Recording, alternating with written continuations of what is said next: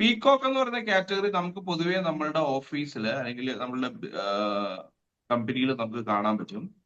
ഇവർ വളരെ എനർജറ്റിക് ആണ്, അതുപോലെ തന്നെ വളരെ ടോക്കറ്റീവ് ആണ്. ആളുകളുമായിട്ടൊരു നെറ്റ്വർക്ക് ക്രിയേറ്റ് ചെയ്യുന്നത്, പാർട്ടീസ്, കുറച്ച് അടിച്ചുപൊളി ടീം എന്നൊക്കെ നമ്മൾ പറയും, ആ രീതിയിൽ ഇരിക്കുന്ന ആളുകളാണ്.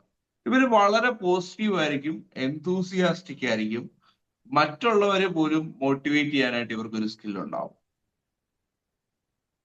അതായത് മറ്റുള്ളവരൊക്കെ ഡൗൺ ആയിട്ടിരിക്കുന്ന സിറ്റുവേഷനിൽ ഇവർ പോയിട്ട് അവരെ മോട്ടിവേറ്റ് ചെയ്യാനുള്ള സ്കില്ലൊക്കെ ഇവർക്കുണ്ട്. ഇവർക്ക് മെയിൻലി ആവശ്യം അപ്രിസിയേഷൻ ആണ്, അപ്രിസിയേഷൻ ആൻഡ് അറ്റൻഷൻ ആണ്. അപ്പൊ ഇങ്ങനെയുള്ളവർ നമ്മളുടെ കമ്പനിയിൽ ഉണ്ടെങ്കിൽ അവർക്ക് പ്രോപ്പറായിട്ട് അവർ ചെയ്യുന്ന വർക്കിൽ റെക്കഗ്നീഷൻ, അപ്രിസിയേഷൻ, അറ്റൻഷൻ ഒന്നും കിട്ടുന്നില്ല എന്നുണ്ടെങ്കിൽ ഓട്ടോമാറ്റിക്കലി അവര് നമ്മളുടെ കമ്പനിയിൽ നിന്ന് പോകും.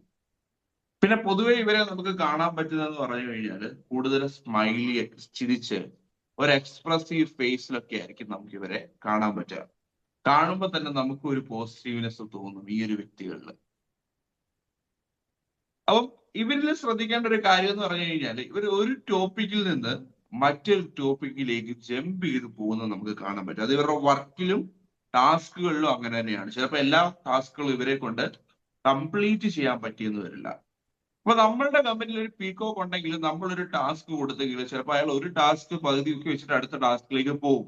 അപ്പൊ നമുക്കത് എന്ത് ചെയ്യാൻ പറ്റണം? നമുക്കത് ഫോളോ അപ്പ് ചെയ്യാൻ പറ്റണം.